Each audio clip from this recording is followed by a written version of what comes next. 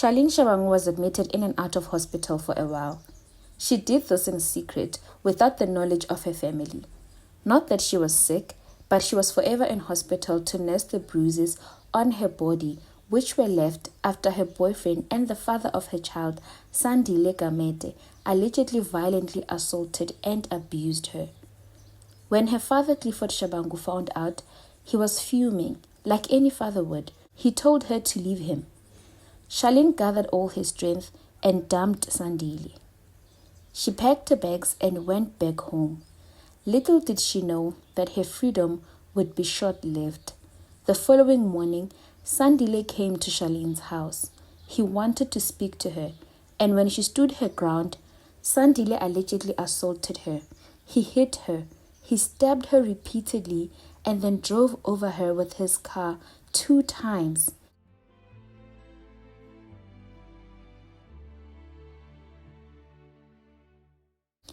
And then he fled. All of this in front of their 3-year-old son and Charlene's 4-year-old nephew, in her own father's yard. Charlene was rushed to hospital, and unfortunately, she did not make it. This is a tragic story of how a woman tried to escape her toxic, abusive relationship. She did everything right, but he still followed her and ended her life. This is Charlene Shabangu's story.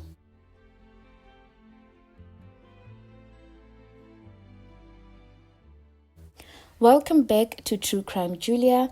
On this channel, we cover true crime cases that have happened in South Africa. Today, we're looking at the devastating story of Charlene Shabangu, a young mother, a daughter, and a sister from Lenasia South, whose brutal death has left her community shattered and once again exposed the deadly reality of domestic violence in South Africa. This case is fairly new. It is well covered in the media, and her young sister, bless her soul, because she is at the forefront of fighting for her sister. She shares the story publicly and goes to court and is doing her best to make sure that her sister's story stays in the discourse. So please do your own research. Let us have a conversation in the comments and also give each other more information on the case. Let us get into the story.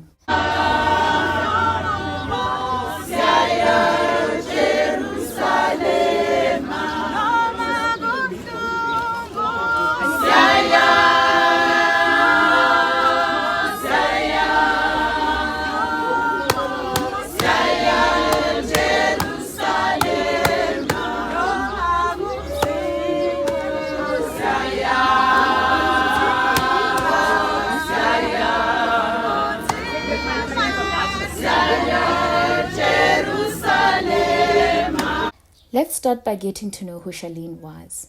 She was just 33 years old. Her friends describe her as gentle, caring, and full of life.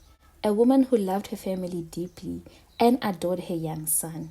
She had her dreams of building a stable home, working hard, and creating a better future for her little boy.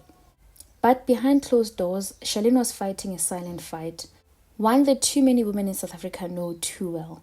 Her father, Clifford Shabangu, later revealed that Charlene's relationship with her partner, Sandile Gamede, was marked by constant violence and fear.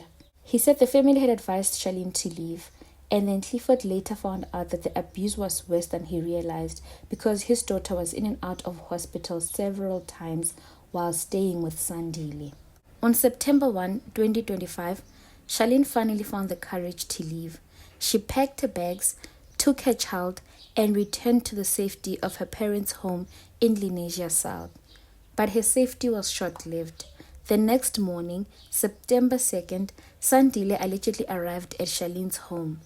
And what happened next was pure horror. According to Charlene's father, Sandile attacked her in the yard, stabbing her repeatedly in front of her 3-year-old son and another child, her 4-year-old nephew. When she fell to the ground, he allegedly got into his car and ran over her twice. Then he fled the scene. Charlene was rushed to hospital, clinging on to her dear life. Her family prayed, hoping she would pull through. But on September 4, 2025, just 2 days after the attack, Charlene succumbed to her injuries.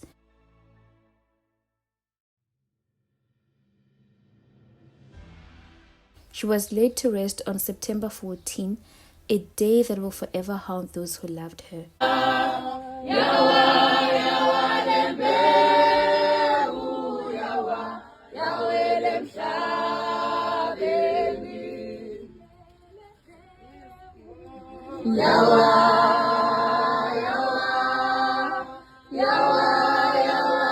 The news of Charlene's passing went viral on social media, and Charlene's sister shared a heart-wrenching post. In one of the posts, she said, "God, why?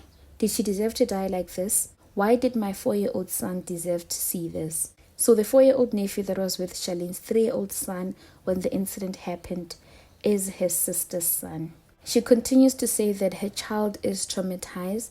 She's now scared of men, and because he saw what happened to Charlene in the hands of another man. He didn't just stab her, he ran over her. The world needs to know, Charlene's sister would add. After the attack, Sandile allegedly attempted to commit suicide, but he failed. So police later arrested him, and he now faces charges of murder and domestic violence-related assault. His case has been postponed to November 26, 2025 at the Lenasia Magistrate Court, and the police investigations continue. At each court appearance, the Shabangu family is joined by dozens of supporters, neighbors, activists, and church members, all demanding that justice be served.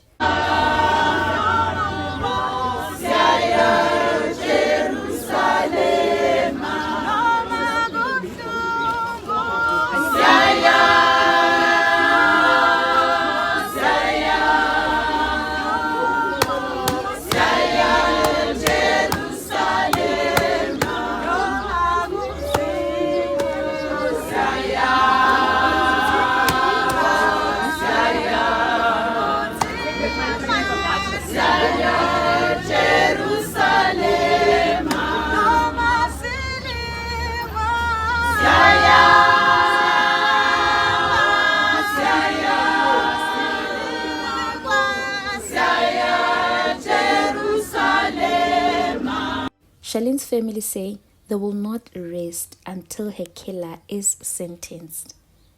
Charlene's story is not an isolated tragedy. It's part of a terrifying national pattern that continues to claim the lives of South African women every single day. According to the South African Medical Research Council, nearly 6 in 10 women who are murdered in the country are killed by their intimate partners. The femicide rate stands at 10.6 per 100,000 women, almost 5 times higher than the global average. In just 3 months leading up to September 2025, 957 women were murdered in South Africa. 106 of those deaths were linked to domestic violence. These numbers are not just statistics, they are daughters, mothers, and sisters. They are Charlene. They are every woman who was ever scared to leave and ever scared to go home, ever scared to speak up. The Lenasia South community has relied around the Shabangu family, holding vigils, marches, and prayer gatherings. They say Charlene's death must be the final wake-up call in their community. Perhaps the most heartbreaking part of the story is that Charlene's young son witnessed everything, and her nephew. They saw the attack, they saw the blood, the fear, and the violence. No child should ever have to live with that memory. Her sister also shared that her child still wakes up screaming, so the children are not okay, they are traumatized. Charlene tried to escape, and even that wasn't enough.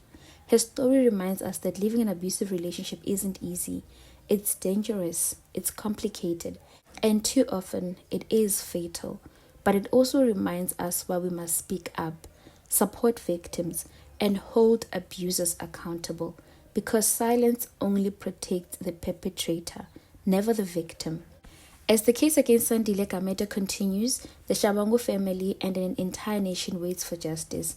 We pray that this time the system will not fail another woman. Charlene's life mattered, her story matters, and we will keep saying her name until justice is served. Please leave a candle emoji in the comments and let us stand against gender-based violence and in support of Charlene Shabangu. Don't forget to like, Check if you have subscribed, and if not, please kindly do so, and stay tuned for more of these stories that honor victims and demand justice. This was True Crime Julia. We tell the stories that South Africa cannot ignore. Stay safe. I will see you on the next one.